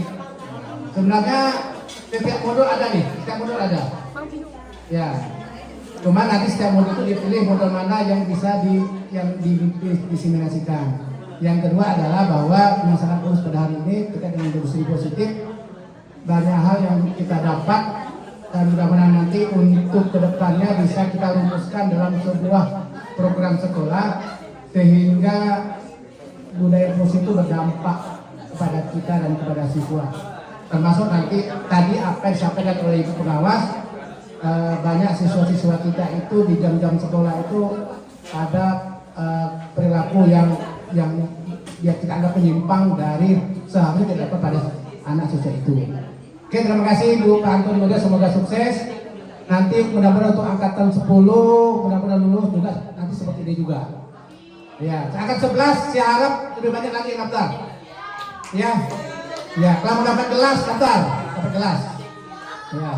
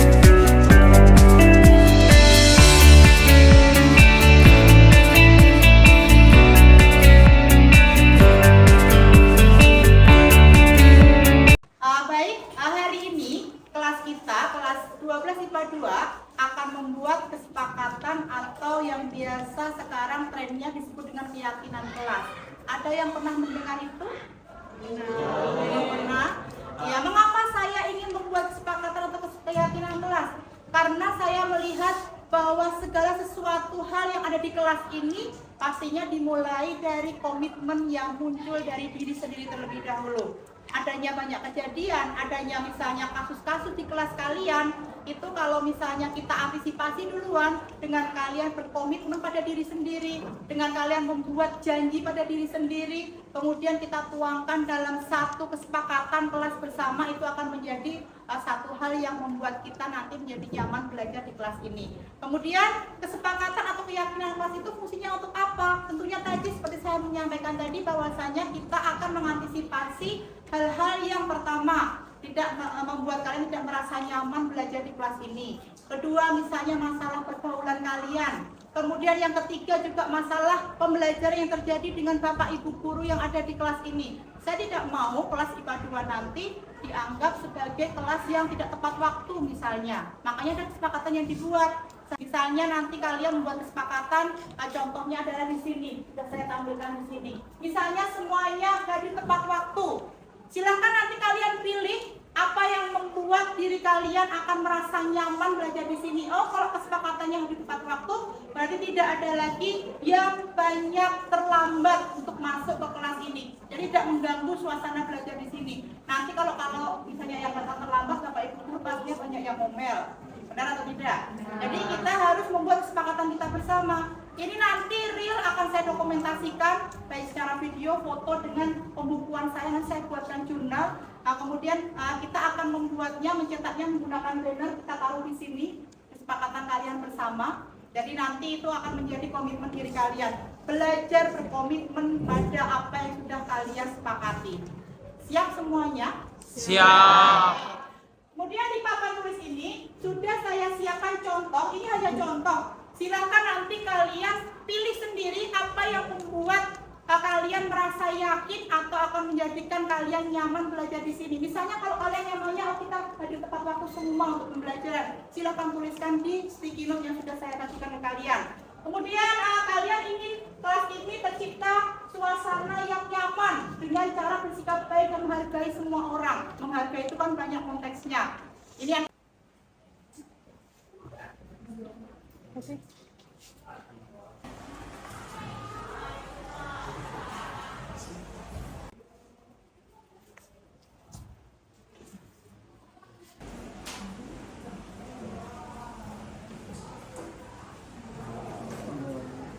semuanya? Ya. Silahkan sekarang kalian tempelkan di depan. Kalau memang ada yang poin-poin yang saya tuliskan, tempelkan di dekat yang saya tuliskan di sini. Tetapi kalau misalnya tidak ada, tempelkan kemana? Oke, tempelkan saja ke sini yang berbeda. Oke ya. Kalau ada satu item yang memang sama dengan yang saya buat di sini, misalnya, kalian tempelkan dekat poin-poin yang saya tulis di sini. Tapi kalau memang tidak ada atau dua-duanya berbeda, tempelkan di tengah ini. Oke, mulai dari deretan sana dulu. Oke, silahkan maju ke depan. Nanti setelah itu baru deretan sini, kemudian sini, dan baru ke kanan.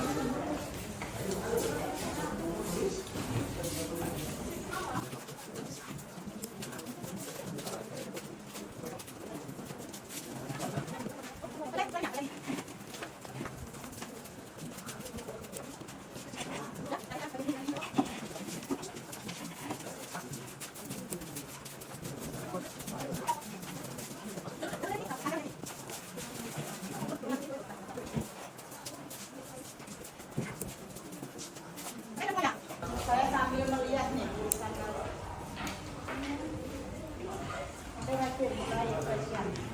dari RK, belajar membuat diri menjadi lebih baik lagi. Yang kedua, tidak ada lagi pencurian, tidak ada pencurian. Baik, saya akan membacakan kesepakatan dari Mas Kalis Hengki. Yang pertama, membawa alat tulis yang lengkap. Yang kedua, menghargai guru yang sedang mengajar di depan kelas. Dari inisial E, saling menghargai satu sama lain tanpa membeda-bedakan, menciptakan kelas yang nyaman dan damai, bersikap baik dan sopan. Bersikap baik dan sopan. Kita kelompokkan kemana yang sama tadi? Ini ya, sopan. Oke, diambil lagi yang lainnya. Ambil yang ini. Selanjutnya, saya akan membacakan kesepakatan dari Salma. Yang pertama, saat pembelajaran novel apapun, diharap kita bisa menghargai apa yang guru jelaskan saat di depan, diperhatikan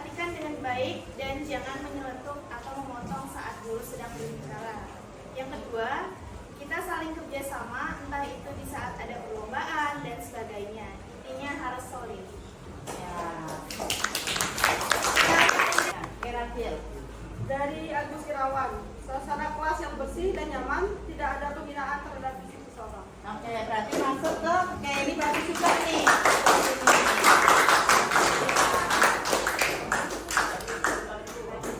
Baik, saya akan membacakan kesepakatan yang dibuat oleh inisial MAD. Yang pertama, semua siswa-siswi wajib melaksanakan piket kelas, bukan hanya ambil buku ke perpustakaan.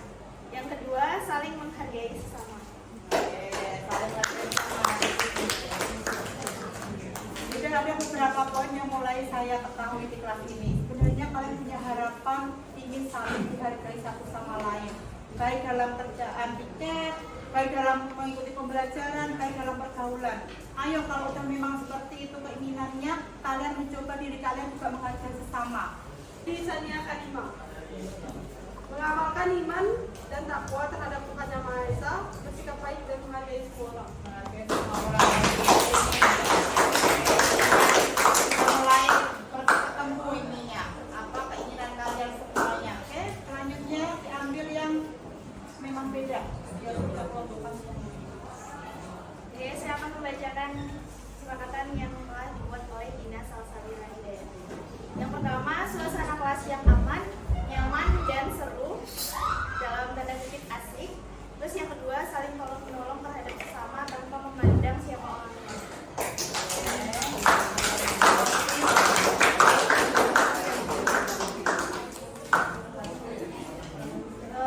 Dari Dewi Ana. Mengamalkan iman dan takwa terhadap Tuhan Yang Maha Esa, bersikap baik dan menghargai semua orang.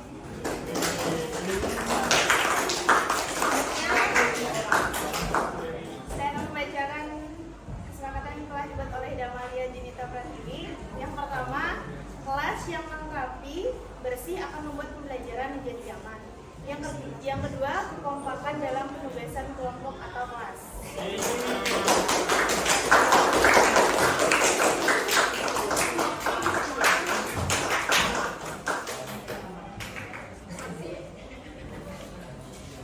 Saya akan membacakan dari Vivi. Yang pertama, mengerjakan tugas tepat waktu. Yang kedua, menghargai pendapatan.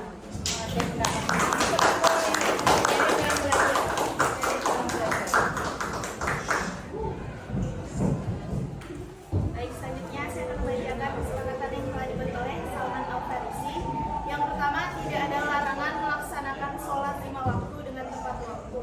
Yang kedua, membawa alat tulis yang lengkap.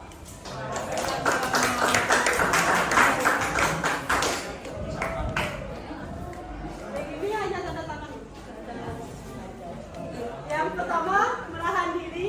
Yang kedua, belajar dari kesalahan. Baik, selanjutnya saya akan membacakan kesepakatan yang telah dibuat oleh Stephen Nugraha. Yang pertama, memperhatikan diri sendiri, tidak ribut ketika sedang belajar. Yang kedua, mencoba lebih serius dalam belajar.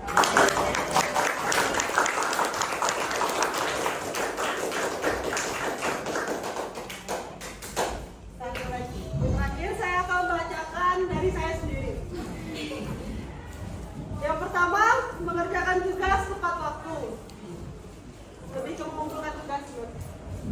Yang kedua, saling menghargai. Saling menghargai.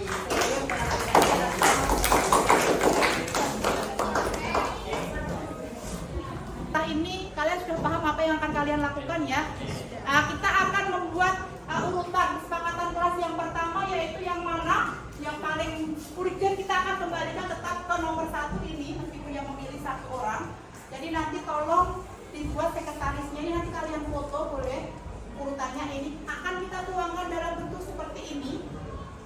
Nanti banyak contohnya. Kemudian yang kedua yang paling banyak diinginkan adalah yang mana? Suasana kelas yang aman dan Suasana nyaman. kelas yang aman dan nyaman. Nomor 2 ini. Kemudian nomor 3, Sikap baik dan menghargai. bersikap baik dan menghargai semua orang. Nomor 4, Hadir tepat waktu. hadir tepat waktu dan serius dalam belajar. Nomor 5, Tidak ada perundungan. tidak ada perundungan. Nomor 6 yaitu manajemen diri menjadi pribadi yang lebih baik. Nanti silakan kalian tuliskan di situ manajemen diri atau memanajemen diri menjadi pribadi yang lebih baik, menjadi pribadi yang baik. Nah, tapi ada bahasa menahan diri, mungkin kalian suka emosian, suka nggak ada lepas kontrol, kemudian ngecek temannya, kalian menggunakan diri sendiri. Jadi nanti silakan kita akan buat kesepakatan kelas kita akan buat seperti ini, kita tahu di sebelah sana. Perkenalkan, nama saya Rufy Bilaura Gratis Ciplari. Pada kesempatan ini, izinkan saya menyampaikan pendapat saya tentang keyakinan kelas yang sudah dibuat di kelas 12 IPA 2. Menurut saya, pembuatan keyakinan kelas ini membuat saya dan kawan-kawan di kelas memiliki rasa tanggung jawab dan kebebasan yang lebih untuk membuat suasana kelas dan suasana belajar sesuai keinginan kami. Keyakinan kelas yang dibuat di kelas merupakan hasil dari nilai-nilai kebajikan yang ingin kami terapkan sesuai dengan kesepakatan kelas yang sudah terbentuk dan ditempelkan di dinding kelas. Sekian pendapat saya tentang keyakinan kelas. Terima kasih Memria sudah menjelaskan dan memaparkan apa itu keyakinan kelas.